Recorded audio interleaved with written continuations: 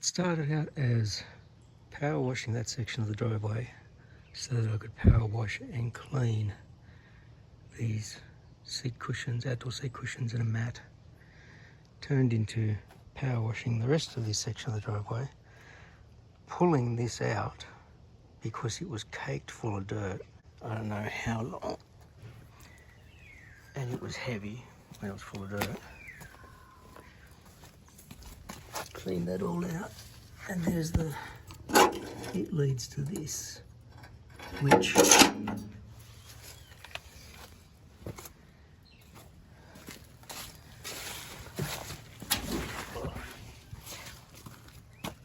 comes out there, but this was all filled in with soil, so it was going nowhere and it was full of soil.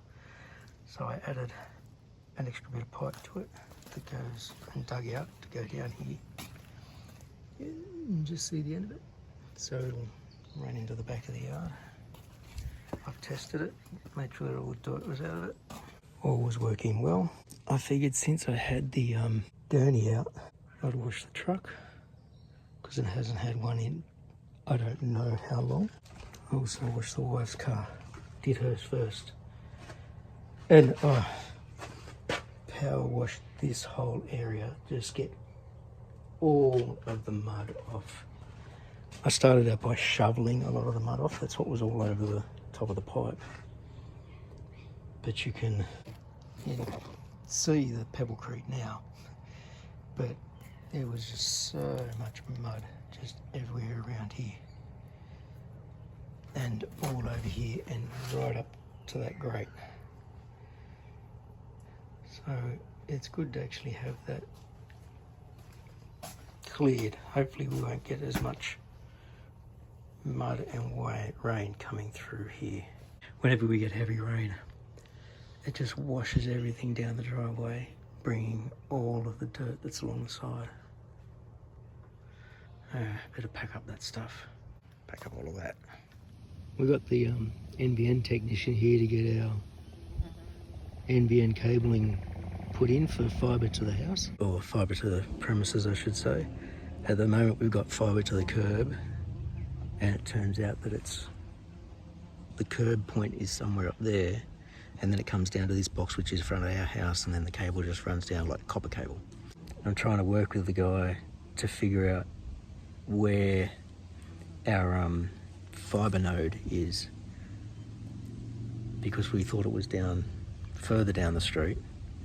Then we just went up here and there's one in the middle of the next two neighbours, the next two blocks, and we just did a tug of war back and forward on the cable, and he said no, I think it's further back. So he's wandered up the street a bit further to find another box. The hard thing is that next door and next door, if there's another one down there, they're buried. He was lucky to find the one up there.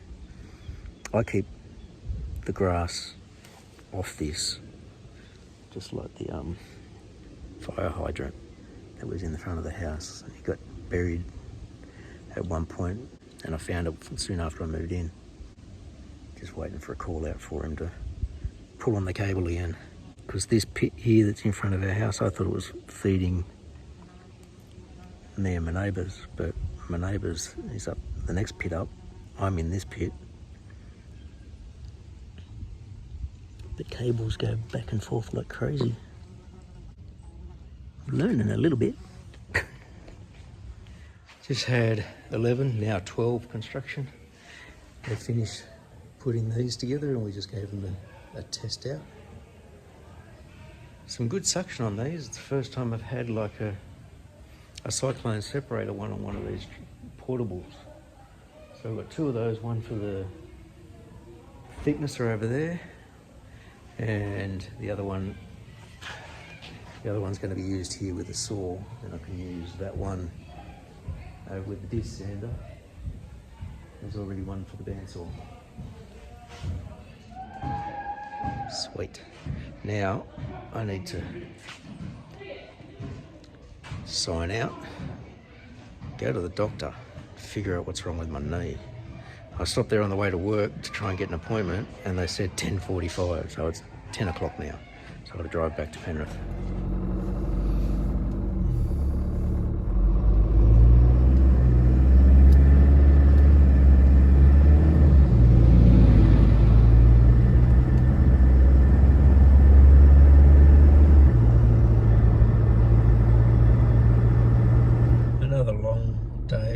especially since I stopped at the doctor's on the way to work to see if I could try and see my doctor, and they said first appointment was 10:45.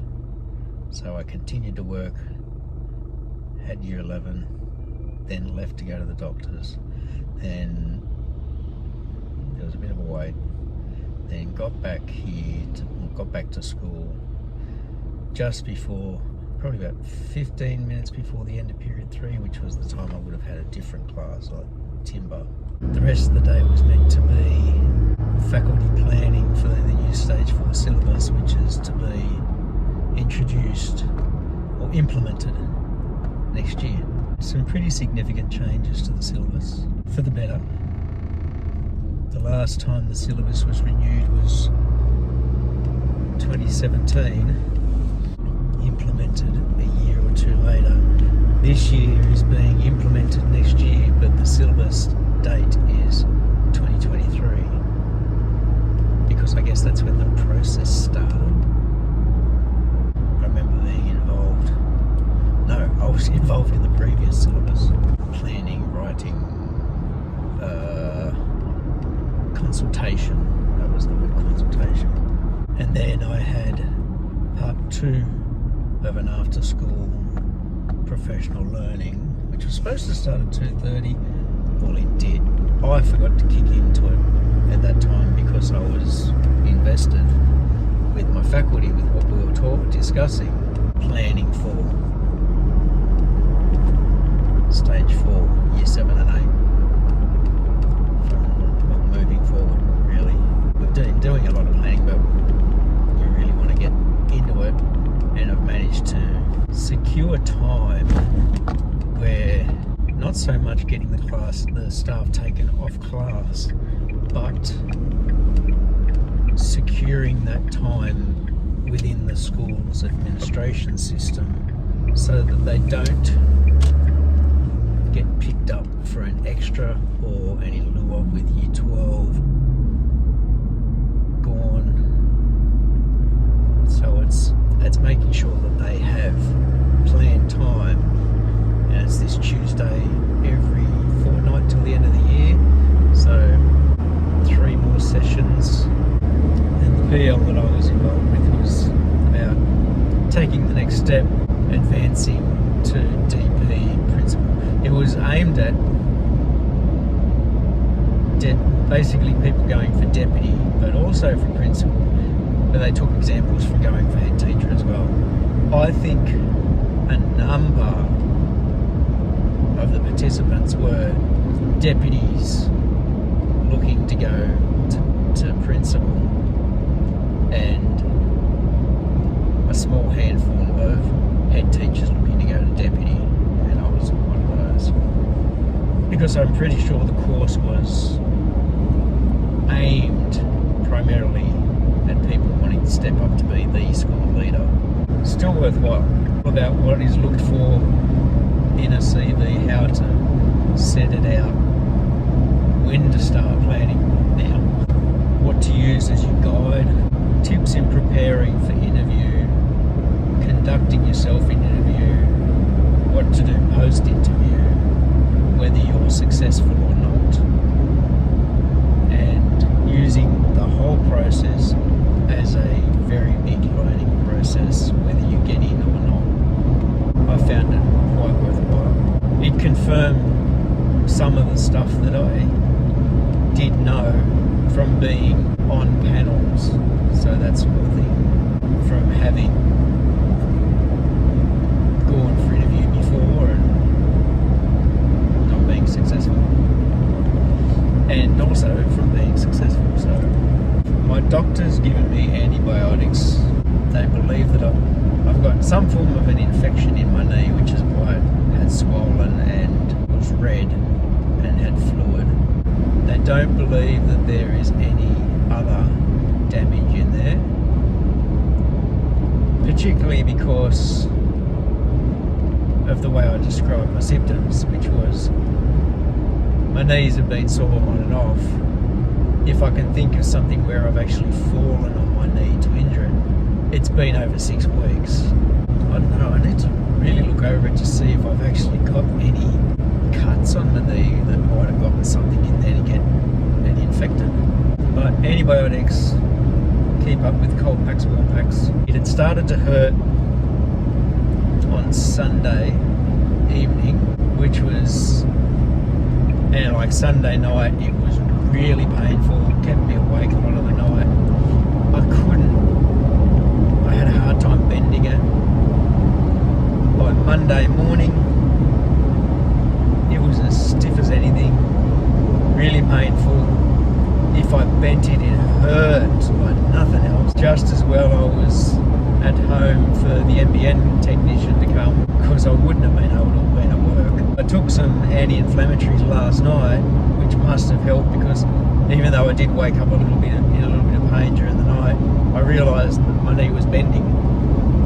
And then this morning, the pain was nowhere near as intense.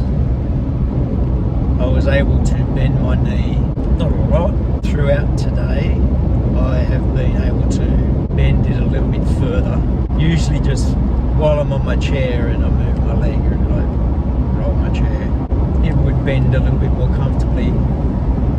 Hurts to try and lift or bend it through the strength of my leg. So getting into the car was fun. Got called old man when I walked into the staff room with my walking stick. No, not old man, I got called grandpa. That's what it was. I got called grandpa.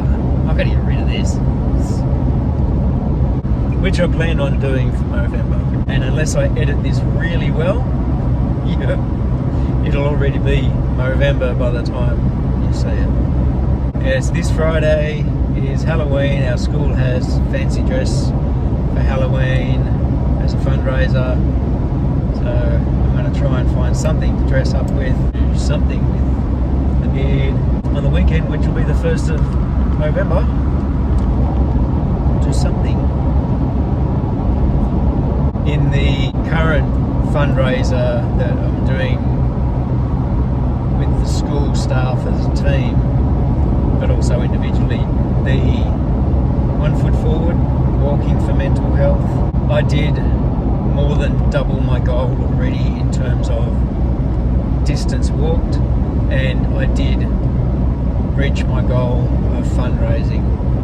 So I'm glad that happened, and I still have 3 days to go.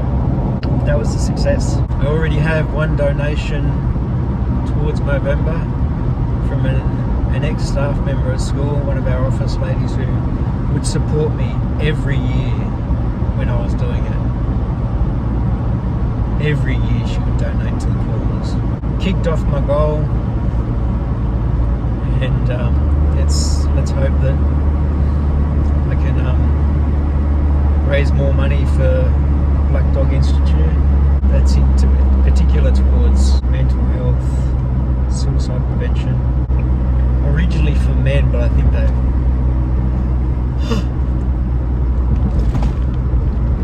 think they've expanded that. Actually, I think November is targeted more at cancer research and mental health, suicide prevention for men. And the 1 Foot Forward has more broad mental health fundraising. Oh my goodness, I'm really tired now. Anyway, not gonna lie, kind of looking forward to having a change here. Look, we've had rain, and under the carport is dry. Hasn't been like that for a long time.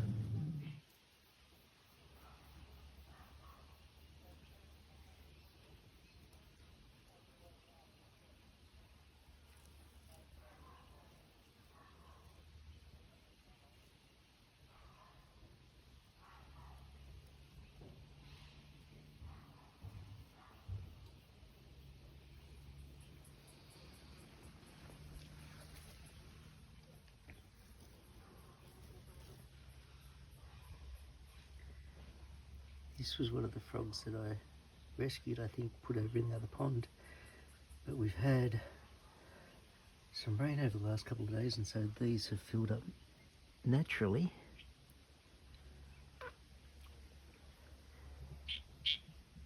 And you just hear that one?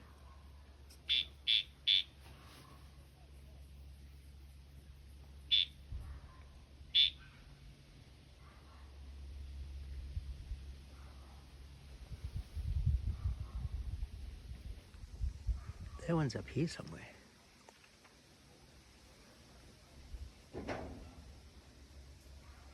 Unless they can throw their voice. But so, he's down there, and there's another one who's trying to hide in the bottom of that pond.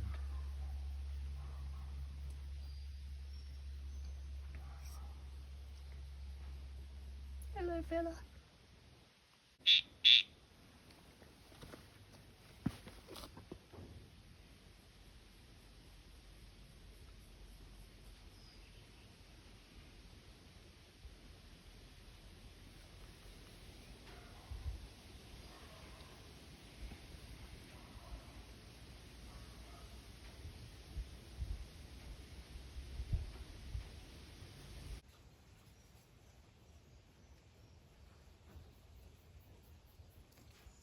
Where is he? Can you see that one? I can't see it through my screen viewfinder, but there, I was shading him. He is just inside the edge of that shadow in the water, dangling down. And the other one over here, he moved over there under the grass.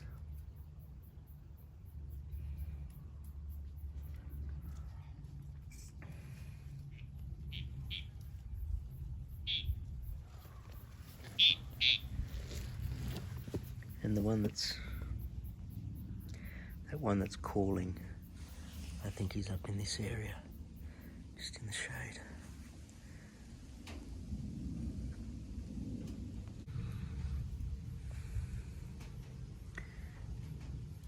I hope you saw that one. That was a toadlet, or a froglet. He still has his tail, but he's got all four legs. He was very tiny, and I think I saw two, and then quite a few tadpoles. My plan was to try and remove the tadpoles from this pond into some of these other bigger ones so that I can finally power wash and clean this one out.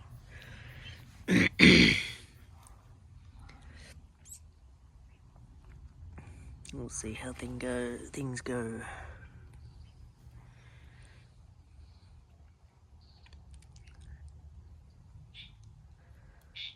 I can see another dragonfly nymph in there. It's just over on the edge there. Just there.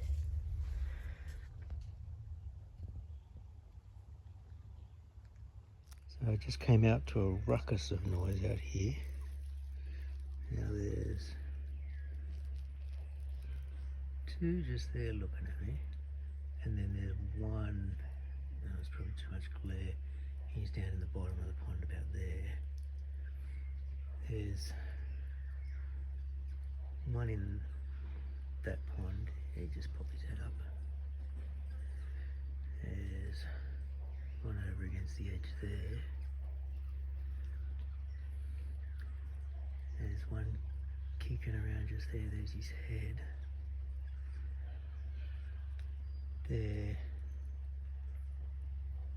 There was two in here getting jiggy, so we're probably going to have some tadpole eggs out in here soon. They're probably using the ivy as cover, and I only threw the ivy in here to get the roots to sort of kick off a bit more. So I have visually spotted 8, and I can still hear more up there. This is cool. Yep, so we've had a bit of rain over the last couple of days, so the frogs are loving this pond. Look at it. It's so full, they're all joined up. That's joined up all the way around here. Not quite to this one or this one yet. But you can see that little groove there. That'd be somewhere where it'd be good to chip out so that the water can go through and join them. The frog's hiding there.